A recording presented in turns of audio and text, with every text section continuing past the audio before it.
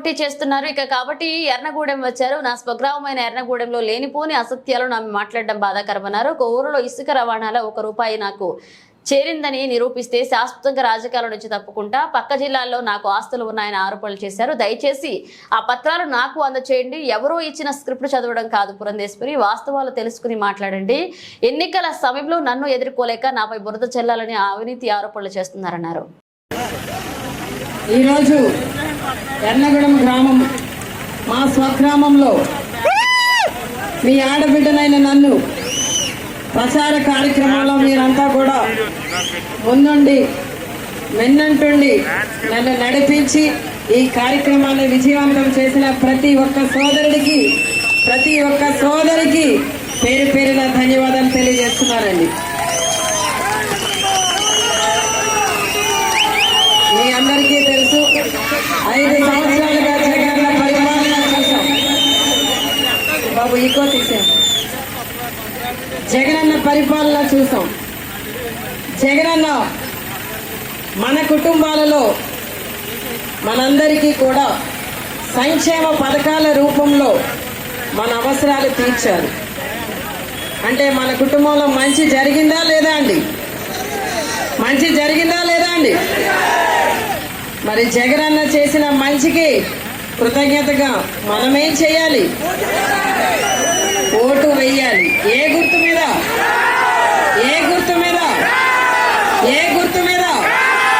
Fan గుర్తు మీద ఓటేసి జగనన్నని మళ్ళీ మన రాష్ట్రానికి ముఖ్యమంత్రిగా చేసుకోవాలి.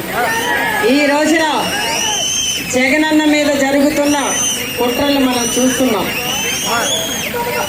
కూటమిగా 3 జెండాలు, ఎజెండా లేని 3 జెండాలు కూటమిగా కలిసి ఒంటరిని చేసి జగనన్న మీద దాడి చేస్తున్నారు. ఇలాంటి సమయంలో జగనన్నకి మనం అండగా ఉండాలా లేదా?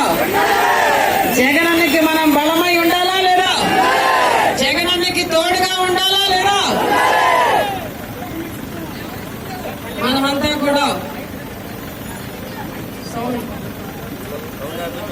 మనమంతా కూడా జగనన్నకి అండగా ఉంటూ రేపు మే 13వ తేదీన జరగబోయే యుద్ధానికి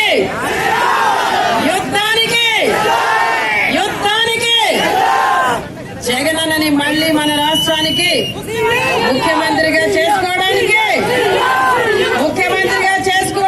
మీరు సిద్ధమా?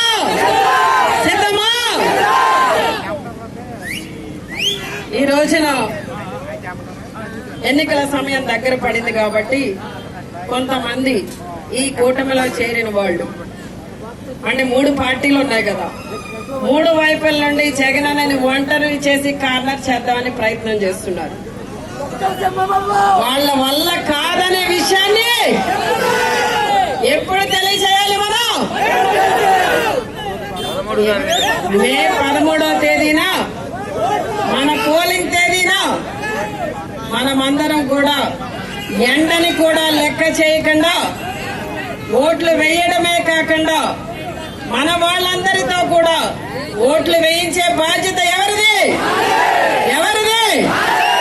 మనమందరం కూడా ఈ 18 రోజులు, 18 కూడా లేదు 17 అనుకుంటా, 17 రోజులు విశ్రమించకుండా కఠోర దీక్షతో సైనికుల్లా పనిచేసి జగనన్నని మళ్ళీ మన రాష్ట్రానికి ముఖ్యమంత్రిని చేసుకోవాల్సిన బాధ్యత మనది.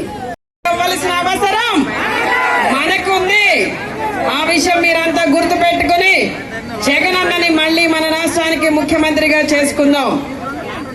ఈ 5 సంవత్సరాలుగా మనం పొందిన సంక్షేమ పాలన తిరిగి పొందుదాం. మొన్న పురంధరేశ్వరి గారు ఇక్కడికి వచ్చున్నారు. పాప ఆవిడ ఎప్పుడు ఇటువైపు వచ్చినట్టు నాకు తెలీదు. ఎన్నికల సమయం కదా, ఇక్కడ పోటీ చేస్తున్నారు కనుక వచ్చారు. ఆవిడేదో ఇక్కడ నా గురించి, నా స్వగ్రామం అని తెలిసి లేనిపోని అసత్యాలు మాట్లాడటం అనేది చాలా బాధాకరం. అంటే సీనియర్ మోస్ట్ లీడర్ గా, మరి ఆవిడ రాజకీయ పరిజ్ఞానం ఉన్న లీడర్ గా ఏం చేయాలి? వాస్తవాలు తెలుసుకుని మాట్లాడాలి. ఆవిడ మాట్లాడిన మాటలకి నేను ఒక్కటే చెప్తా. కొవ్వూరులో ఇసుక మాఫియాలో ఏ మాత్రం ఒక్క రూపాయి నాకు చేరినట్టు గాని ఎక్కడైనా ఆవిడ నిరూపించగలిగితే శాశ్వతంగా రాజకీయాల నుండి తప్పుకుంటానని తెలియజేస్తాను. ఆవిడ ఎక్కడో నాకు పక్క జిల్లాల్లో ఆస్తులు ఉన్నాయని చెప్పారు. నాకు నిజంగా తెలీదు. ఇప్పుడు ఎన్నికల సమయం కదా, అవసరం కూడా. ఏమన్నా ఎక్కడైనా పత్రాలు ఉంటే దయచేసి నాకు పంపించాలని తెలియజేస్తున్నాను. ఎన్నికల సమయంలో మన మీద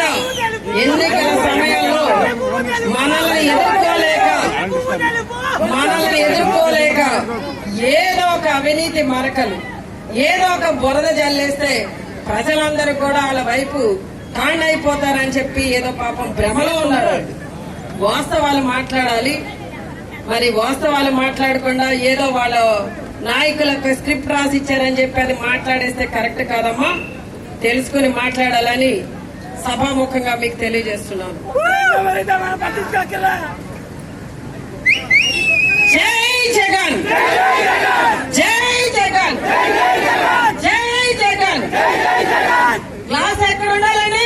గ్లాస్ ఎక్కడ ఉండాలి? ఫ్యాన్ ఎక్కడ ఉండాలి? ఫ్యాను.